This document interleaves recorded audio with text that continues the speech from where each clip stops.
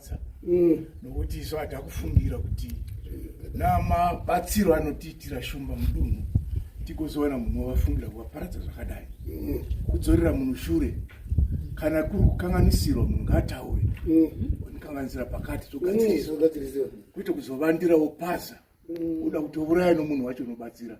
Yamakateerera kudai so ndiyo Kulian TV yacho patinokupai nhau maupdates nezvinhu zvakasiyana-siyana zvinenge zvichiitika pari kupisa pari hot zvinhu hazvina kumira mushe nezvinhu zviri kuitika izvi so ma1 vamwe vari kuti shiri yabvuta rekeni vamwe vari kuti asangana nazvo zvakawanda zviri kutaurika muri yeZimbabwe. Ndatouya ndoda kuti mumboona nyaya dziri panapa dziri kutaurika panapa pari kunzi Themba Mliswa anenge aakumhanya mushini anenge aakupenga saka ndati ndingouya tingoragara taratidzana toone sana toanalyza tosimbisana kuti ndizvo here kana kuti hazvisirizvo. Tarisai muone mufananidzo wake type yedressing yaari kubuda akaroverera kuti imimi munoionawo sei dressing iyoyo kuti bo here apa makazvitarisa iyi chinenge chidress ichocho.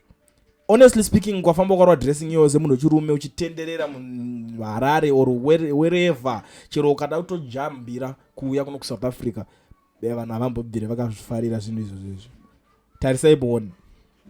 But pane mumwe munhu ari kuuya akomenda on this one akati it's either mufana uyo anogona kunge ari mubwidi because hakuna muZimbabwe anopfeka akadaro kana kuti mufana iyeye anenge aakumhanya bani kana kuti ari kutanda botso kana kuti vamwe vari kuti dzinogona kunge dziri ngozi hapana here zvaakamboita kumashure uko zvakawanda zviri kuitika but chidressing chacho inini chandigura kunorira ndatombotarisa ka 2 ka 3 ndichifunga kuti pamwe pane zvinhu zvichanhingirikana zvichachinja ndakafunga kuti pamwe maonero angu ndiye mukomana wacho ari papo wamuri kuona. Ameno ndiudzei munoionawo sei nyaya iyo tingogara tangozivisana zvinhu zviripo tisapedzerani nguva. Ndiri kuona futi Wende chief Wenje uya anoimba mukomana ari kubuda kuti haachaimbe politics ameno kuti nyaya chichiri kuitika inozo nyaya dzemuZANU-PF soka utanga uchingosimbisa iye kuti haachadi kuimba politics recent inozikanwa naye but what I know and what I believe kuti vakomana vanogona kunge vasingachapuwe kana senti. Why? Because nguva dzema-election dzakapera kudhara uchada kuimba politics uchada kuimba masongo ekuti chii nguva dzema-campaign dzakapera kare hapasina any campaign song ichadiwa kuti unzi uchada kuimba but iye munhu ari kuti anenge achirarama nekuimba because wakatarisa vanhu vakaita sana Wenje rimwe basa raangaita raangakwanisa kuita nderechipa ipapo munganzi kana kuti zvinoita vamwe varume zvekuti anganotakura zvidhina kana kutoshanda zvemabasa kana kungongwafa kuhasela chaiko you think kuti anganokwanisa kuzviita. Imbonzwa achitaura nyaya yake ega panapa pamwe mungati pamwe ndiri kuisa mashoko mukanwa memunhu kwamuimbi kwakaoma forced kuya kuzotaura kuvanhu yosuda zvekutaura navanhu. Ndiri kuona vanhu muri kutora song pasine corruption moita soti yakabuda nezuro. I think mutombo remafanzi angu aiteerera music yangu. That song yakabuda 2017 president vachigadzirwa pakatanga kuita zvepasine corruption ndo pakabuda song pakagadzirwa mai Matanda Moyo kuita mukuru wezaki ndo song yatakapemberera naye pakagadzirwa zvezaki 2017 not now. So handisi kuti vari kuitora agenda yenyu muri kuipusha umakananga but siya kupinza zita rangu muzvinhu zvakawanda wanda wanda kudziva kuti ndakuimba masongs asiri politics ndo mamiriro akatoita zvinhu zvacho iwayaya pari kupisa mahedden muchabhiliva. So pane nyaya yake kuti siya corruption iri kuitika so wave riripo izveso rakamira rakadai so ukataura nyaya dzecorruption nezvigananda ari kunzi mukuru wecorruption nezvigananda ndipresident Masoud Akagona yanzi nezvigananda zvakuti because ndiari mukuru anatagura izvi saka kungobuda chinziwa kutaura nyaya kuti siya corruption anything to do with once you mention corruption kungomention the word corruption wakutonzi wakutotaura uyu saka uchiminzi wakusaidire kuchi rekuti 2030 saka vanhu ndopakatonzi akabvisiswa song iyoyo paYouTube apedza kubvisiswa song iyoyo paYouTube the next thing ndobva mari dzine dzisingachapinde ndosaka akubuda akutaura kuti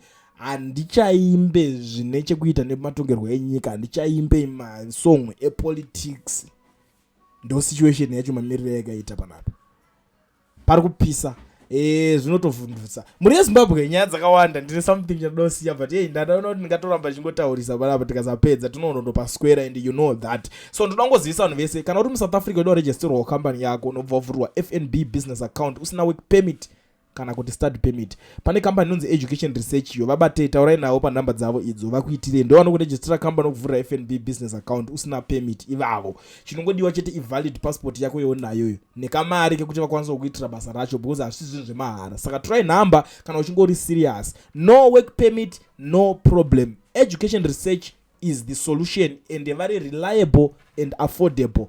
Number natitorai, screenshot rovai, chibva masara makateerera zviri kutaurwa nevamwe ana baba panapa. Pari kupisa. Hello everybody. To all champion. Ndinobvunza munhu ati common denominator are people. People vapi? Chinonzi denominator, it is a where everybody looks at as a common interest for everybody. That is the common denominator. That is, we have to look at the common denominator. It is the people looking to who for this revolution. To whom the people look is what is called the denominator. The denominator, chinotariswa nomunhu wese. Tinotarisa nipa physical revolution. Physical revolution yakatangwa naGeza. Only Geza. And let's say Geza is a common denominator. Right. We are saying muna Geza at the moment munogona kusave nechikuruku nokuti Geza akataura inonzi national ndingakire yogadzira reforms.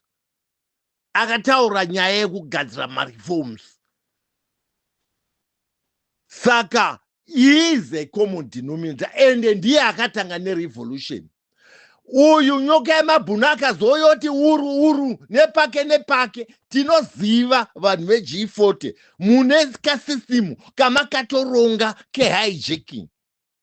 Paya pakauya inauguration yaMnangagwa, you wanted to hijack the effort of the mass yakanga yagadzirwa.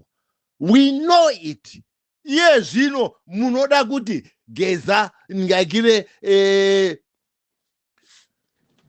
uyu Chivengwa ndiye angatungamira revolution. What anotungamira revolution ari puppet yaMnangagwa how? He is to be handed power naMnangagwa. Kwete it's a revolution. And ZANU Ramba is alive. That is correct. But let's look to Geza. Geza ndiye common denominator. Musataure zvisiri. And we know that G40 haisi kudzokera shure.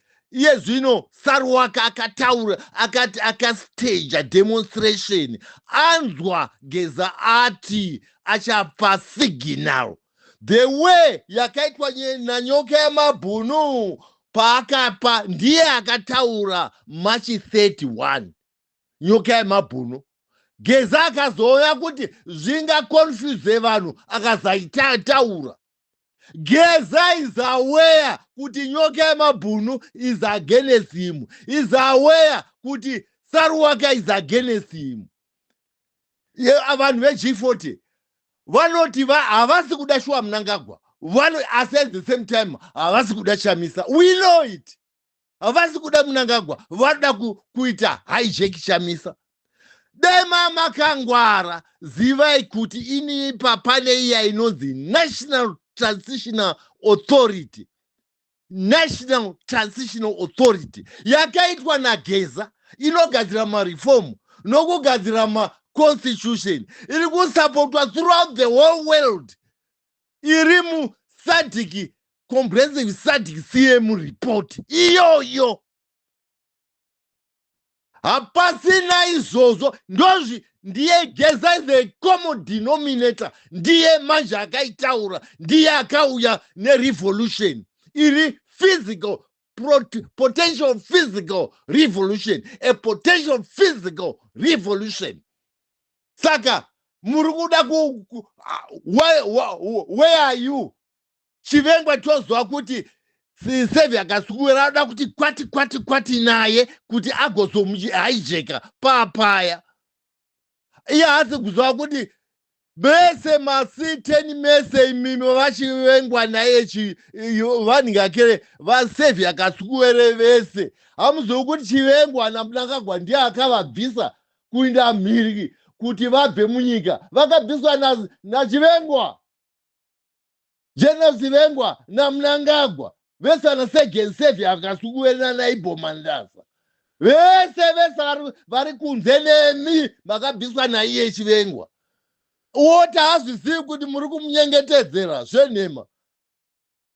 Pusai kuti mangwara indai kusadhiki comprehensive sadhiki CM report yachamisa and be led by the true leader